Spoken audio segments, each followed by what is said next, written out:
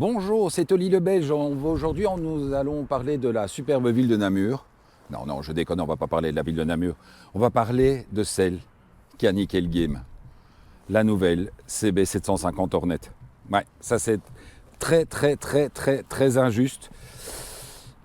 J'ai presque envie de dire que gentiment, Honda a essayé de garder un avant un peu discret. Non, arrête d'ennuyer le pigeon, Gilles.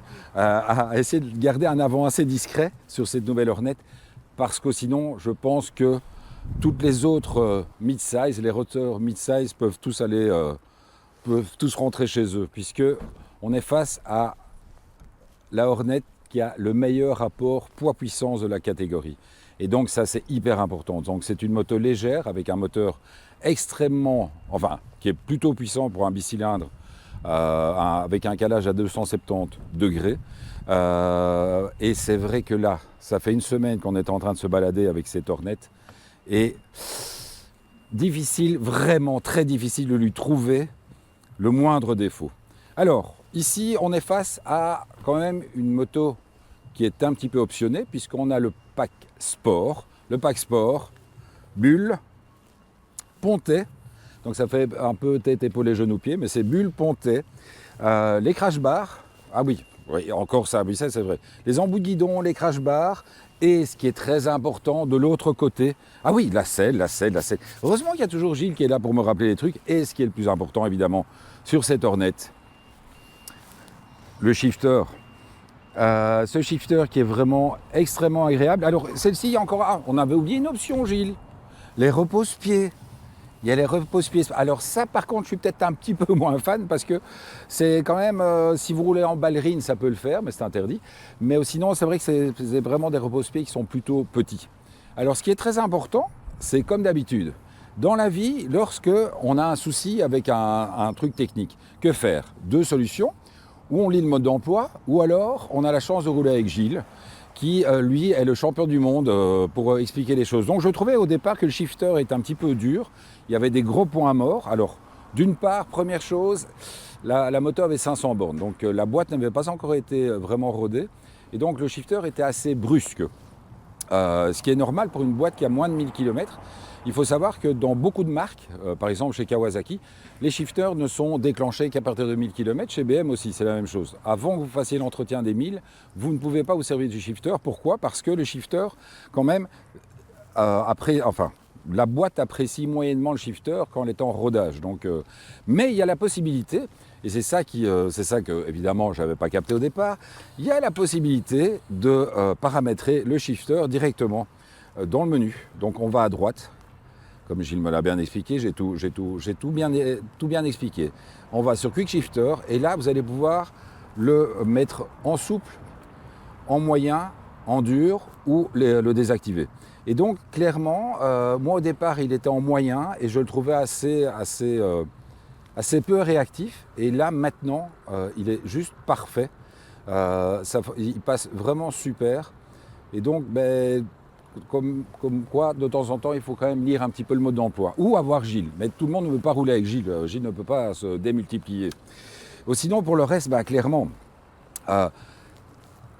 elle propose un prix hyper intéressant, puisqu'on est dans les 7006, 7008.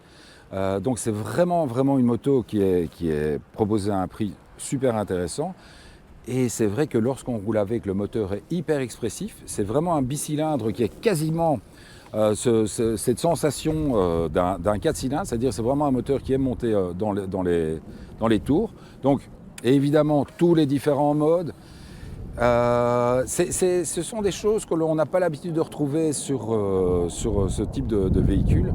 Il y a vraiment le user, vous allez pouvoir le paramétrer vous-même, donc c'est toujours le concept. Donc jouer sur la puissance moteur, donc de 1 à 3, jouer sur le contrôle, donc le frein moteur et également le traction control, merci.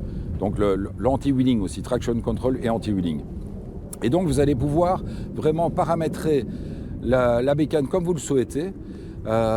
Et c'est vrai qu'on ressent vraiment la différence. C'est vrai que par exemple en rain, la moto est vraiment c'est une des premières fois où on s'est vraiment retrouvé avec une moto qui était vraiment très molle lorsqu'elle est en rain, parce que bah, voilà, c'est le but. C'est que lorsque vous êtes en rain, vous avez le moteur qui est plus souple. Donc effectivement, bah, les trucs habituels de Honda, maintenant on s'habitue avec les clignotants à l'américaine, donc qui restent allumés tout le temps. Mais je vais quand même m'asseoir dessus pour que vous puissiez voir la manière dont vous êtes assis. Donc 1m82, c'est vrai que je suis vraiment avec les jambes bien au sol. Une des choses, tant que j'y pense en montant dessus, donc vous voyez au niveau de la position, les jambes ne sont pas trop repliées. On a la moto bien entre les jambes, donc elle est très facile à inscrire en cours. Elle est vraiment, même plus que facile, elle se jette toute seule dans la courbe, elle est super agréable. Une des choses, si vous êtes petit, peut-être éviter de prendre le capot de selle, parce que le capot de selle passager, on le voit sur une moto qui a juste 1000 km aujourd'hui, il est déjà vraiment usé à force de monter et de descendre. Alors sous ce capot de selle, on ne va pas trouver de selle, parce que donc évidemment c'est ou le capot de selle ou la selle. Donc sous ce capot de selle, on va trouver un mini rangement avec une prise USB-C.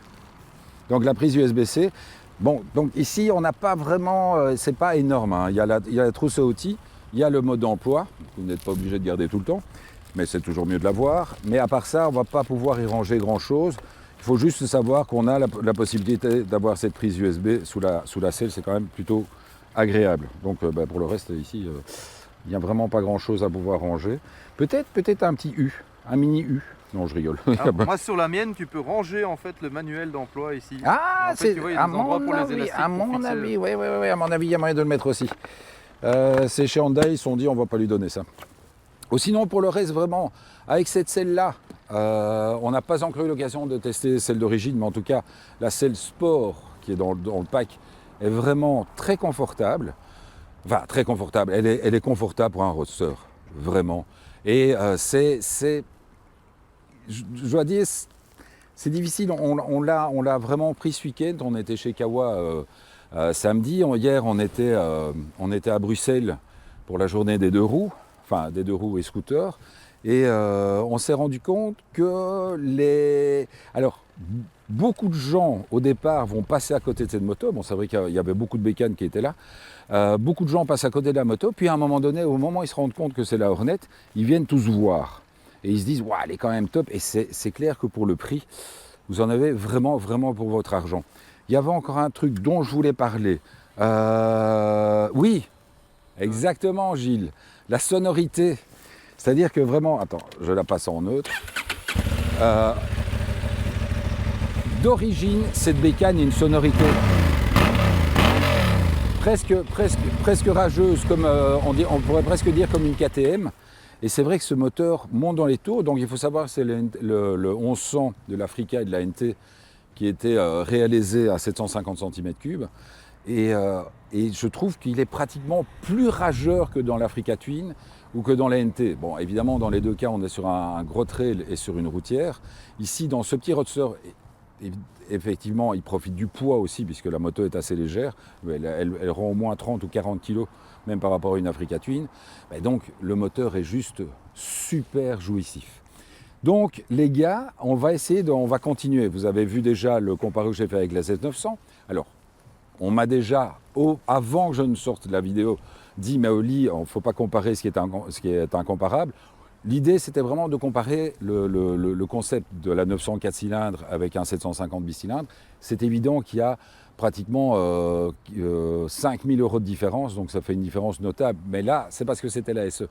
Donc j'aurais peut-être dû comparer la Z900 normale, mais bon. Mais on va également la comparer à la MT-07, à la CB650. Donc même si on n'a pas chez Honda, je pourrais toujours demander à Sarah qu'elle nous prête la CB650. Comme ça, on va vraiment pouvoir tester les deux et voir un petit peu la différence.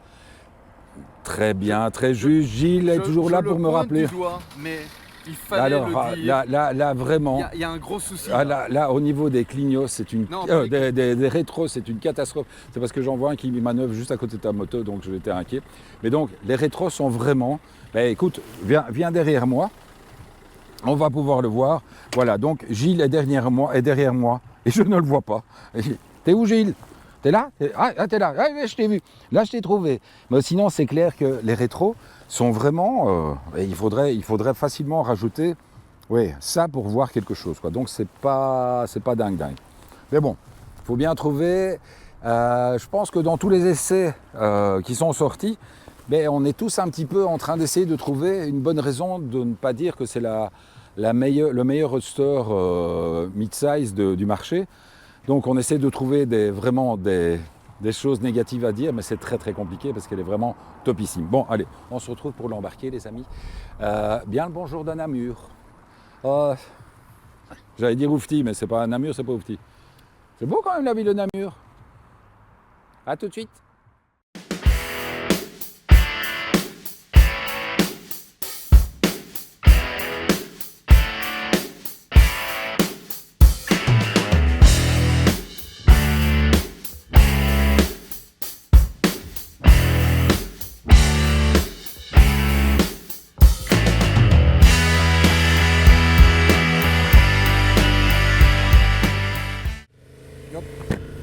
Et voilà les amis, la seconde partie comme d'habitude. Et là, exceptionnellement, pour une fois, c'est moi qui ai fait l'embarquer avec les caméras 360. D'habitude, c'est Gilles qui s'y colle, mais là, aujourd'hui, c'est moi qui ai dû m'y coller. Alors, Gilles, tu vois, effectivement, ici, ils ont mis que les bouches d'égout en plein sur la trajectoire. Vous allez me dire, c'est normal, c'est une route. Donc, on n'est pas censé prendre des trajectoires, mais ils ont mis les bouches d'égout sur des trajectoires. Donc, vous voyez que vraiment, la mise sur l'angle est hyper agréable.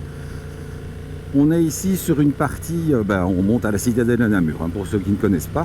Et c'est juste pour vous montrer effectivement ce côté ultra agréable de cette bécane.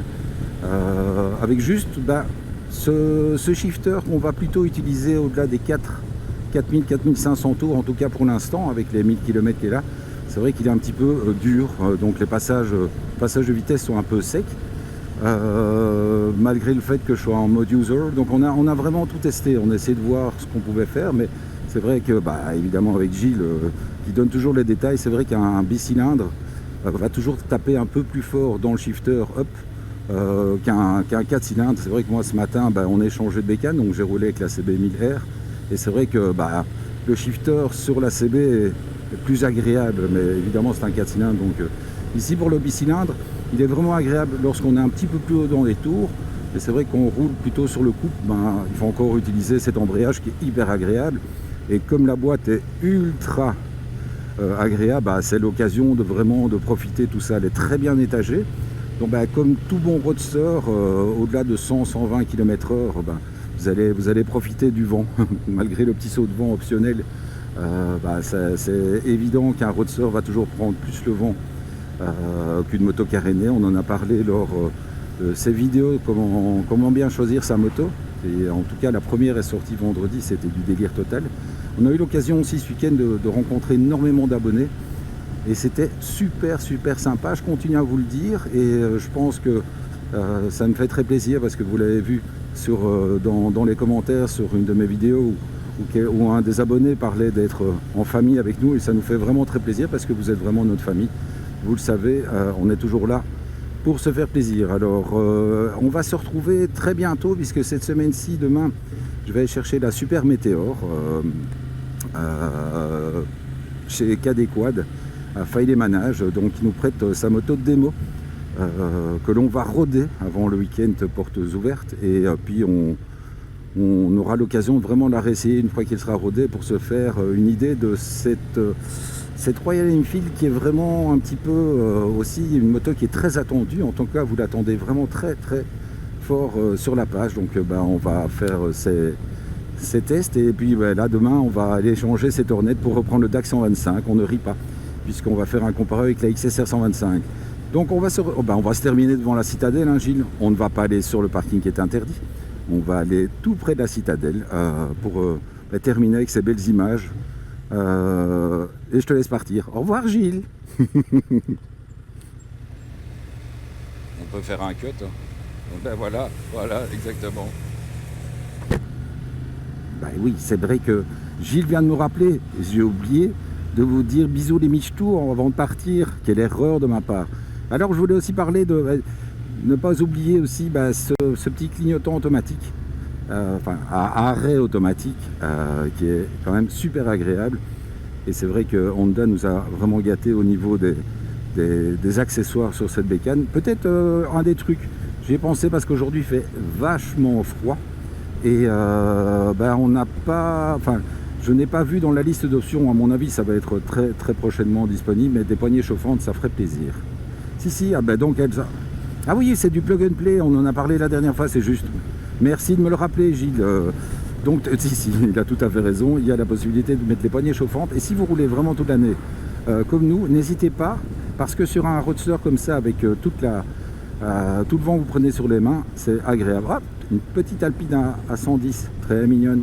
Voilà, donc bisous les michetous cette fois-ci. On se quitte vraiment, parce que c'est bien de faire des rallonges et des rallonges et des rallonges et des rallonges, mais il faut quand même qu'à un moment donné, vous arrêtiez de regarder des vidéos sur ma page.